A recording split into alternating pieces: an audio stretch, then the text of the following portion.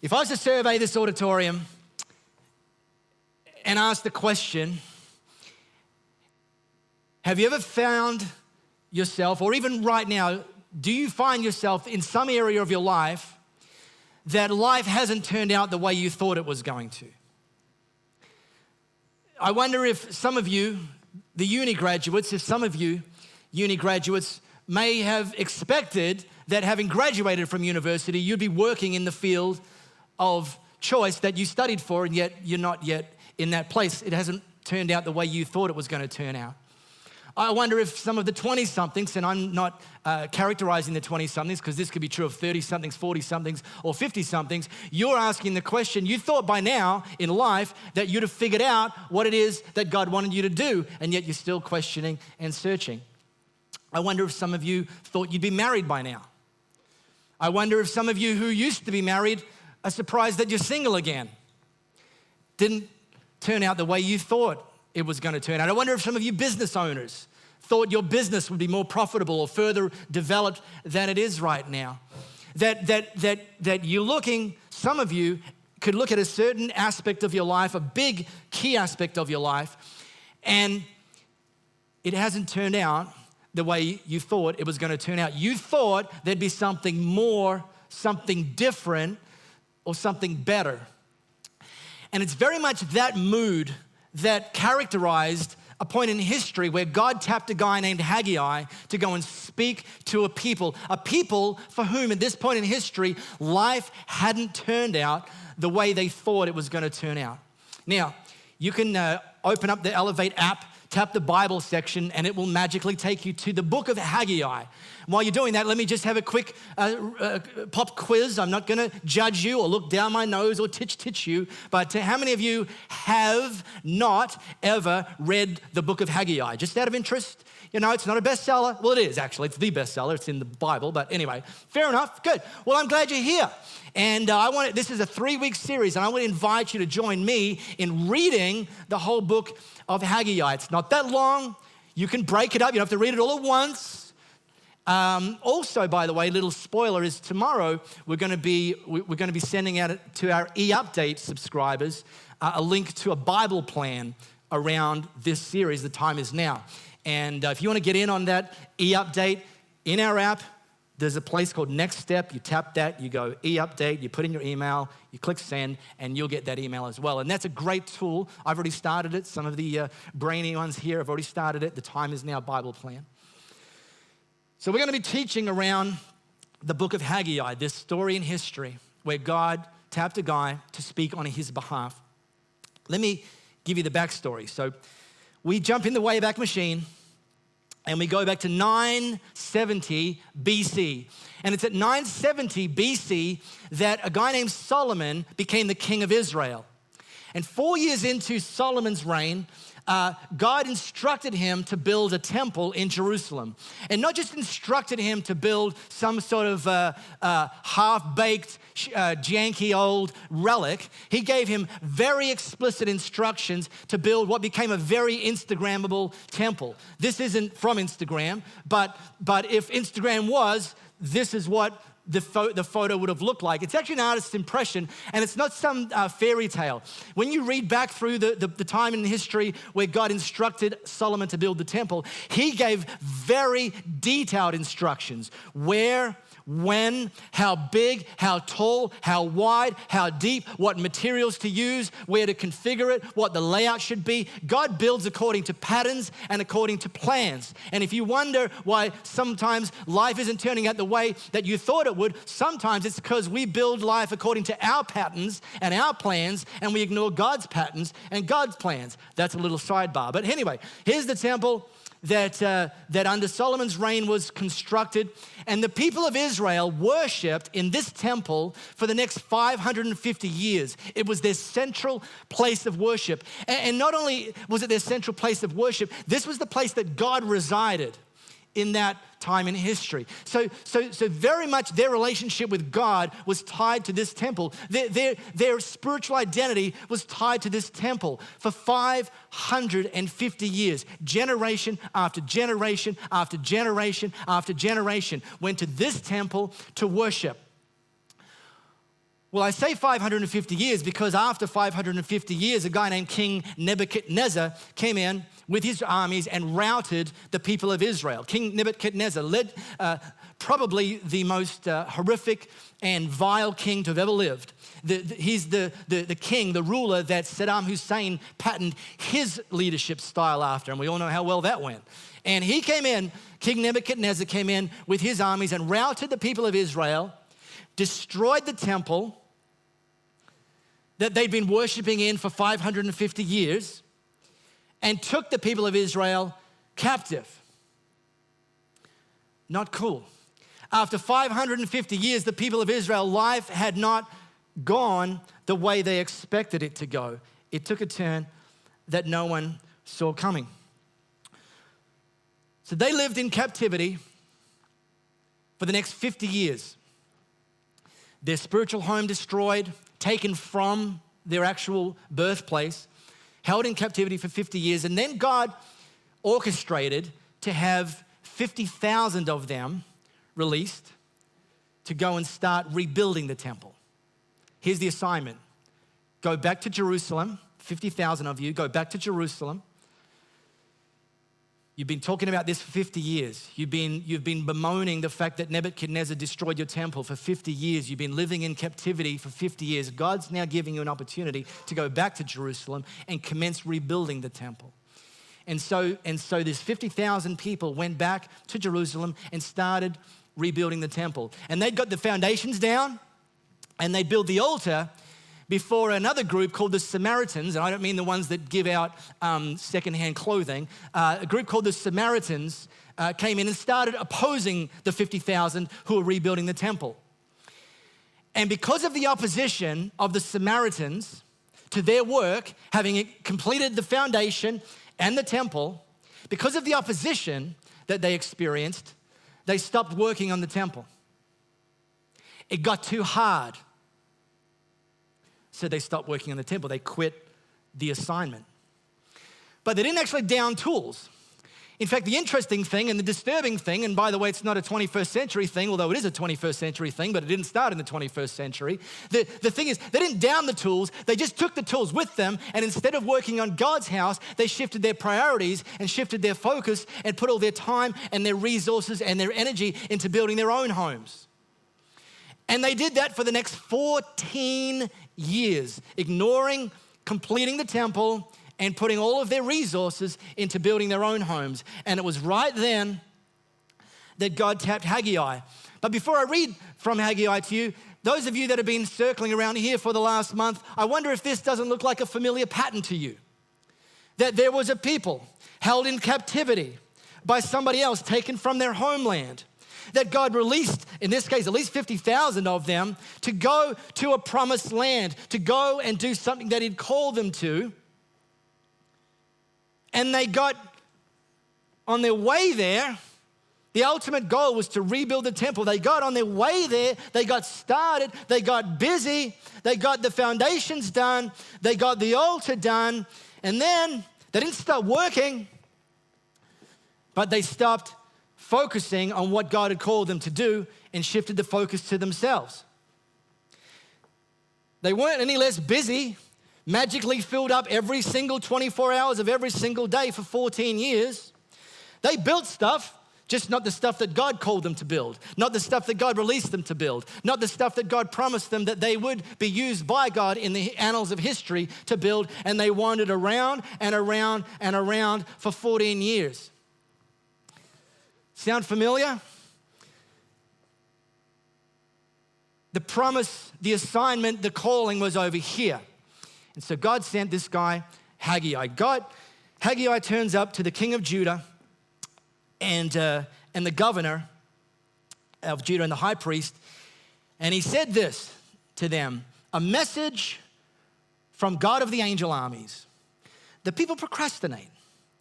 They say this isn't the right time to build my temple, the temple of God. They'd interpreted opposition as a reason to stop working on God's temple. They'd interpreted opposition as, this is getting hard now. this mustn't be what God wants me to do, so I'm gonna stop. And I'll tell you, most of the time, opposition is some of the greatest confirmation you could ever have that you're doing exactly what God called you to do. I would be more concerned, if I were you, if you're living a life that's got no opposition, because you might not be heading in the right direction. The devil don't want you to fulfill the assignment. The devil don't want you to enter the promised land. No opposition means possibly that you're not going in the right direction. It certainly doesn't mean, if God's called you to do it at a particular time, it doesn't mean it isn't the right time. And so the challenge when we're faced with oppositions, when we hit these forks in the road, is to choose the hard right over the easy wrong. Does somebody say, I choose? Did somebody just say that choices matter? Has anybody been here for the last 4 weeks and see that maybe our decisions matter, that we have choices and our choices can be towards the things that God's calling us to do or away from them? And opposition isn't the reason to not do what God's called you to do, because often we have to choose the hard right over the easy wrong. When someone hurts you, it's easy to take offense. Notice I said take offense, and hold a grudge. These are things that you do. Take offense, hold a grudge. That's easy. Any emotionally immature, non-resilient person will do that. I don't say that critically, that's the reality.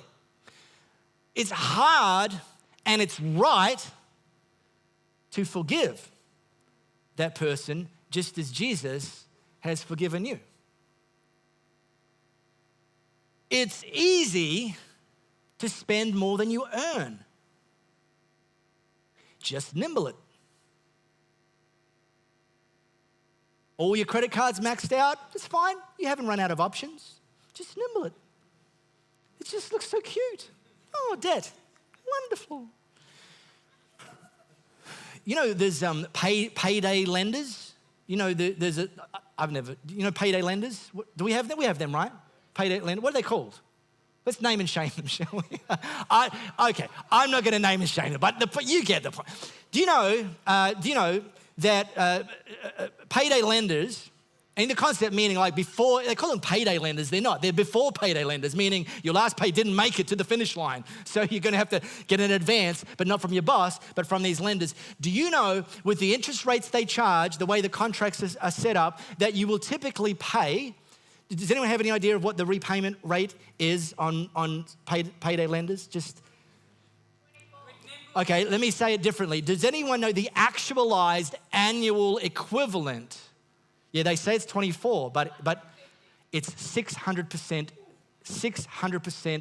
per annum interest. Because you have to repay it within about 8 days.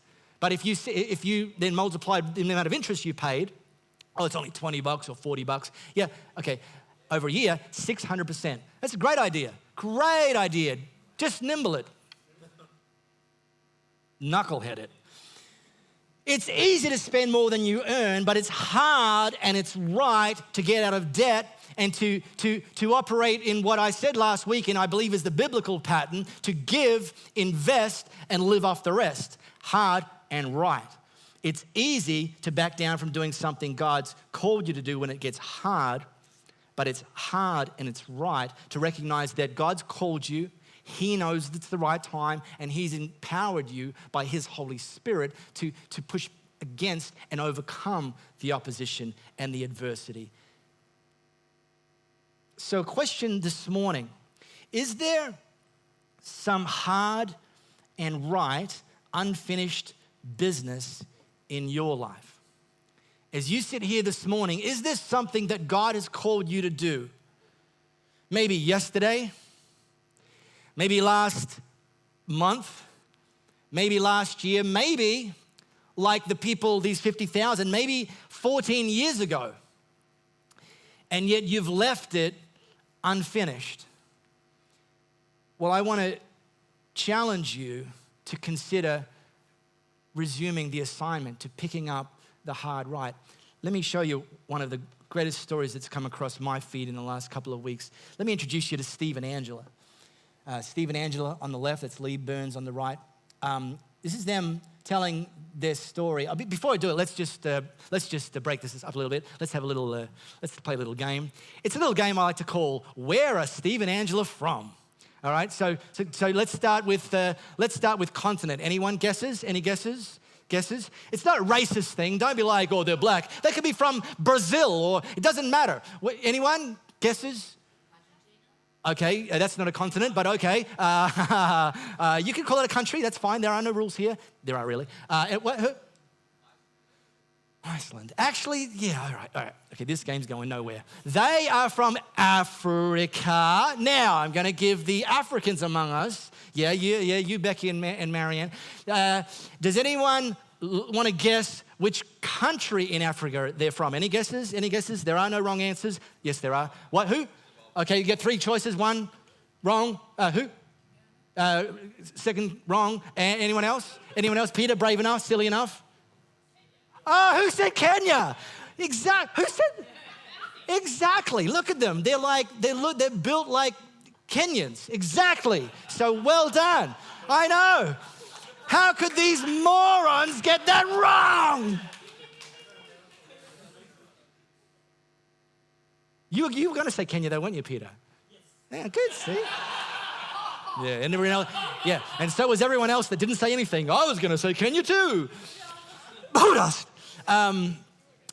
Steve and Angela, husband and wife, are from Kenya. And 2 weeks ago, they were sitting in Hillsong Leadership College sharing their story. And this is them being interviewed, sharing their story. You know what's incredible about this is not that they uprooted from Kenya and traveled across, halfway across the world to Sydney to study at Bible college, although that is incredible. What's remarkable about their story is that they submitted their application. They have to get a visa, student visa. You guys know that. They submitted their application for their visa 18 years ago. And it took the Australian government, I'm not going to bother you with the details, but the short version of the story is it took them 18 years to be approved for their student visa. God called them 18 years ago to go to Hillsong Leadership College. They said yes and submitted their visa application 18 years ago. And it took 18 years and they didn't give up on the assignment just because it got hard.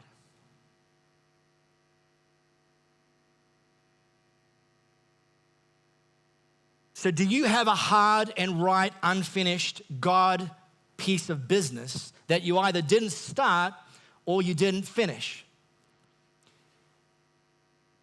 If so, then what Haggai then said on God's behalf applies to you. Shortly after he'd said to them, they say the time is not right. God said more and Haggai spoke it. How is it that it's the right time for you to live in your fine new homes while the home, God's temple, is in ruins?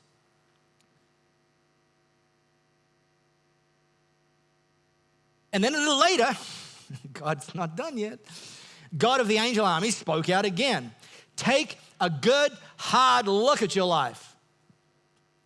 Think it over.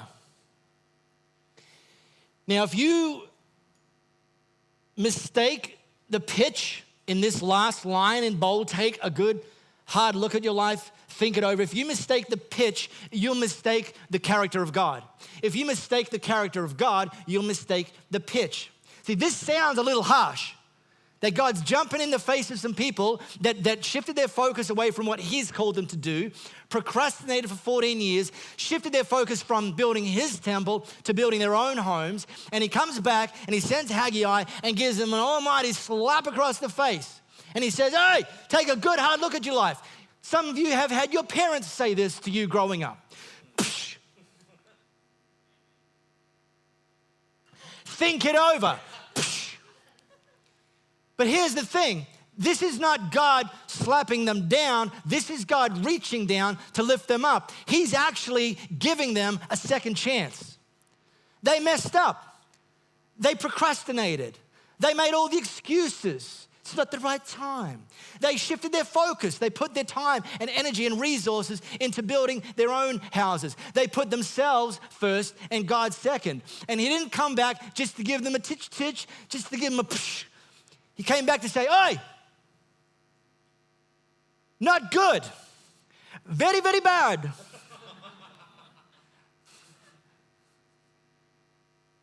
But I'm not just here to wangle my finger at you. I'm going to give you a second chance. So how about it? It's still up to you. Take a good hard look at your life. Think it over. You've spent a lot of money, but you haven't much to show for it. You keep filling your plates, but you never get filled up. You keep drinking and drinking and drinking, but you're always thirsty.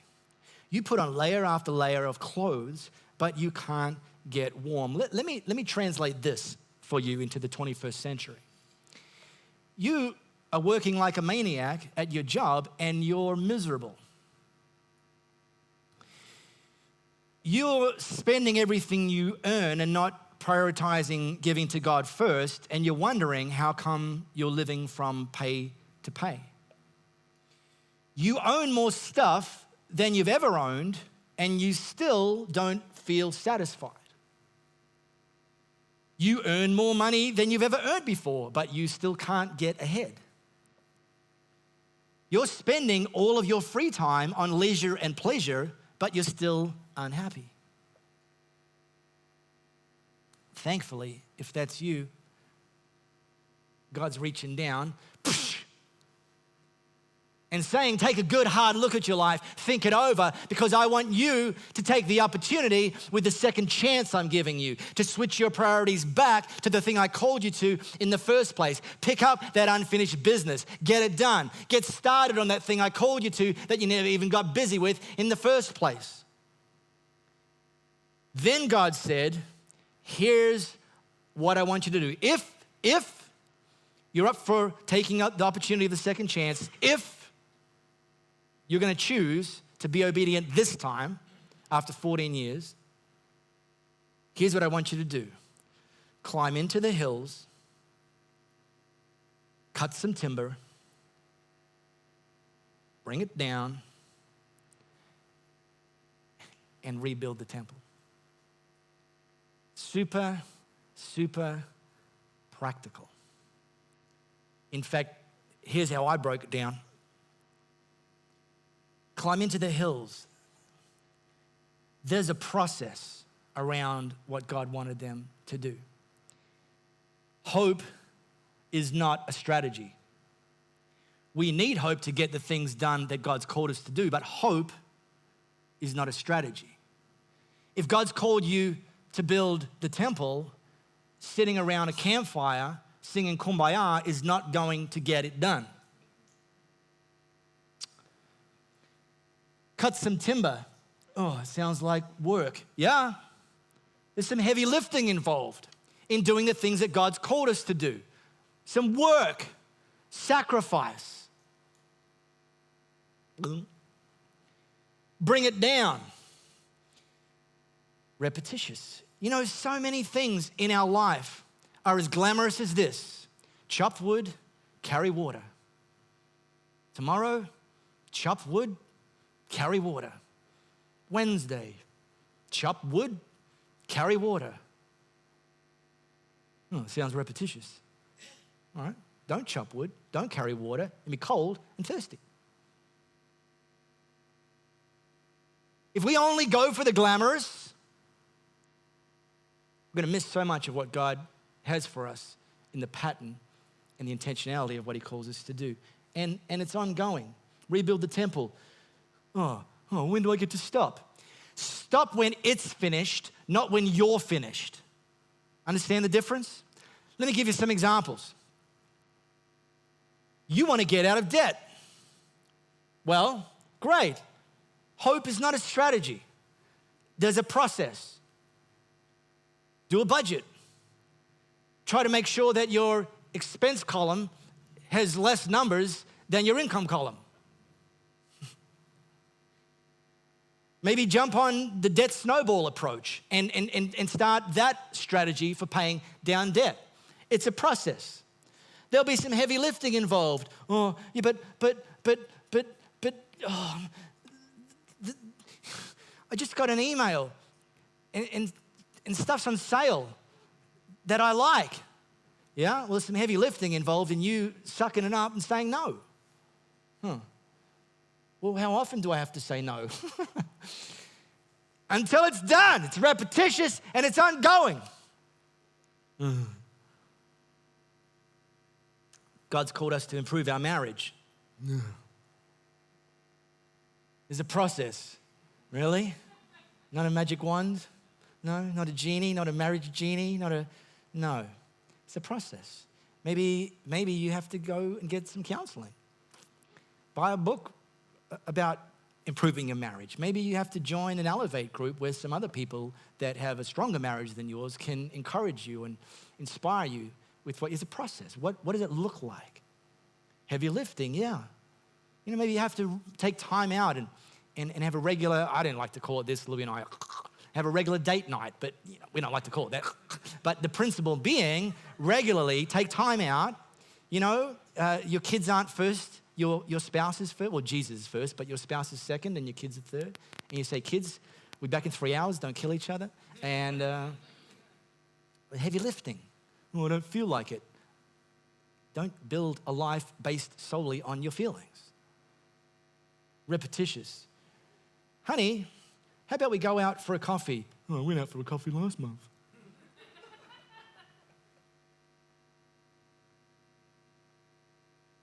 No, darling, it was last year. Oh, well, we do it regularly. Yeah, annually, isn't regularly. And ongoing. When should I stop investing in my marriage? Well, when it's finished. But if you stop investing in it, it's going to be finished sooner than you intended. I'm not throwing shade on divorce people. I'm just, I'm saying, it's like, it's ongoing. It's when you had your vows, that was your goal. This is a for life commitment. Shh, quiet please. I want to get healthy. Oh, here's a big one. Don't start that stuff again, Mark. I want to get healthy. It's a process. And I don't mean processed food. I mean, in fact, the opposite. Everything in my world is processed. Okay, that's probably not what I'm talking about. Heavy lifting, say yes to some things, no to others. Repetitious, so you mean everything I eat should be healthy? Yeah, well, I have to get up and move. Sure, but I have Netflix, and now Amazon Prime's just dropped.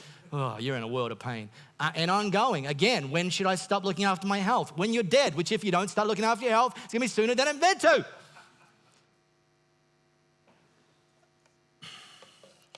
So I'm going to pray for you in a moment around this idea that some of you may likely have something or some things that God's called you to, and you've been procrastinating, either procrastinating starting it, or you've put the project on hold while you've shifted your priorities to other things. I want you to take a good hard look at your life and think it over.